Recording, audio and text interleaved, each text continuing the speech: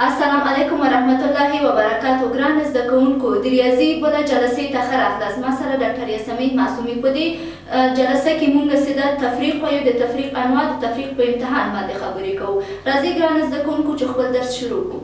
د تفریق عملیه هر څه ګران زده کوونکو چې موږ وایو اول په تعریف باندې شروع کوو. اوس راځو د تفریق تعریف ته.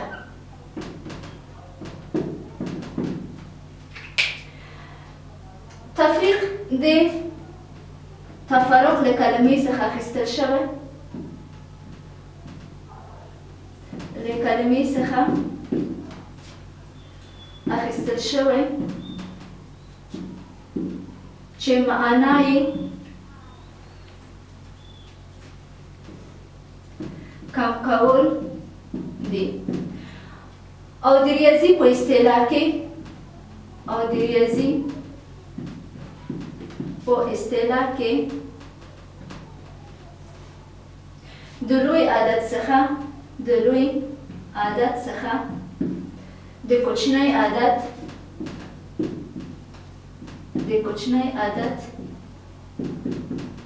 تفریق کولو ته تفریق وایي یا کم کولو ته تفریق ویل کیږي. ګران زده کوونکو، ښځیر شي دلته موږ وویله چې خپله تفریق څه ده؟ د تفرق په معنا دی، یا د تفرق له کلمې څخه اخیستل شوی چې معنا یې کم کول دي. او د ریاضي په اصطلاح کې د لوی عدد څخه د کوچنی عدد تفریق کولو ته موږ تفریق وایو. د مثال په ډول اووه منفي 2 اوسې دي غټ عدد دي، 2 سې دي د 2 څخه کوچنی عدد دي. د 2 څخه څه 2 لاړ شي، څو پاتې کېږي؟ 5. ګران زده کوونکو، تختې ته ښه ځیر شئ تاسو. دلته څه ده؟ 2 په تفریق کې د مفروق منه په نوم باندې یادېږي، او 2 سې دي د مفروق په نوم باندې یادېږي. او دا علامه څه تاسو ګورئ ګران زده کوونکو، دې ته وایي د تفریق علامه، او دغه خط چې دي دې ته په ریاضي کې خط بر ویل کېږي، او کوم عدد چې د 2 اعدادو له تفریق څخه لاسته راغله دې ته د تفریق حاصل ویل کېږي، د تفریق حاصل. ګران زده کوونکو، خپله تفریق چې دي لکه د جمع په شان ستوني او سطري شکل لري، چې دا یې ستوني شکل و چې موږ په ستوني شکل باندې هم کولی شو چې تفریق عملیه اجرا کړو، او د سطري په شکل باندې هم کولی شو. راځو اوس د تفریق دوه خانه‌یي اعدادو ته، لکه 18 منفي 12. یو بل لاندې لیکو، د ښي خانې د چپ خانې شروع کوو، راځي ښي خواته. د 18 څه 2 لاړ شي، څو پاتې کېږي؟ 6. د یو نه یو نیزي، دا څه ده؟ ستوني شکل ده، او اوس راځو سطري شکل ته. همدغه عدد لکه لیکو 18 منفي 12 مساوي کېږي. 8 د 2 څخه تفریق کوو یا د 1 څخه، یعنې موږ څه ده؟ د چپ خانه شروع کوو، ښي خواته راځو. د 8 څه 2 لاړ شي، څو پاتې کېږي؟ 6. دې خواته لیکو. اوس د 1 نه 1 لاړ شي، څو پاتې کېږي؟ 0. که دلته موږ 0 هم ورکو معنا نه لري، نو داسې لیکو چې د 18 نه 12 پاتې شي، پاتې کېږي 6. دا یو د تفریق سطري شکل، یعنی لکه جمع په شان تفریق کې هم موږ ستوني شکل کارولی شو او هم سطري شکل. ګرانه زده کوونکو، تاسو ته یو بله بېلګه زه وایم، ښه غوږ شئ ورته.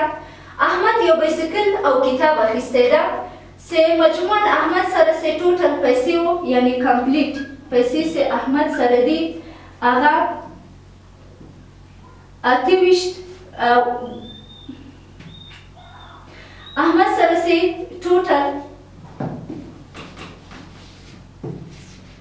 ګرانه زده کوونکو زه یې بله بېلګه مونږ وایو احمد یو بایسکل او کتابونه اخیستی ده چې 2850 افغانۍ بایسکل یې اخیستی ده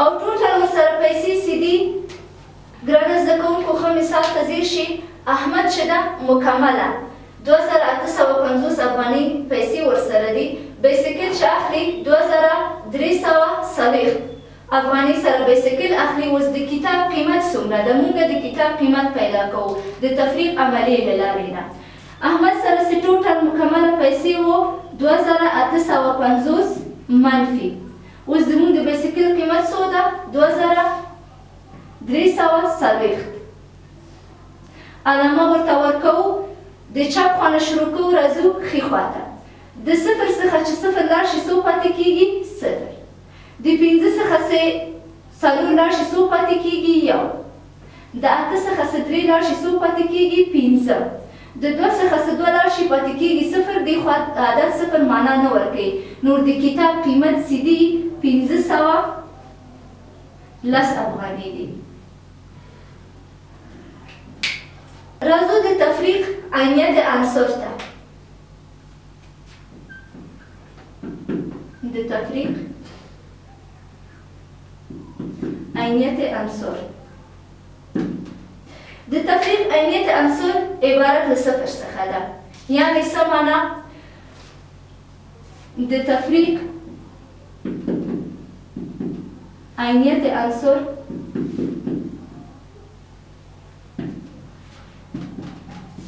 عبارت له صفر څخه ده یعنی که A مونږ منفي کو له صفر څخه مساوي کېږي د A نه چې صفر لاړ شي څو پاتې کېږي A یعنی خپله عدد پاتې کېږي عنصر عینیت مونږ پخوا درس کې وویله چې هغه عدد ته ویل کېږي چې هر عدد سره جمع تفریق ضرب یا تقسیم شي حاصل یې بېرته خپله هماغه عدد شي اوس تاسو ځیر شئ عددي مثال ته چې مونږ کاروو لکه 12 منفي صفر مساوي کېږي د 12 نه صفر لاړ شي څو پاتې کېږي 12 نو د دې په اساس مونږ ویلی شو چې زموږ د تفریق عملیه عینیت عنصر چې دي عبارت له صفر څخه ده ګرانه زده کوونکو دا و زموږ د ریاضي نننۍ جلسه تر بله جلسې پورې چې زه ډاکټر یاسمین معصومي ستاسو په خدمت کې حاضرېږم تاسو الله پاک ته سپارم د خدای په امان ښه وخت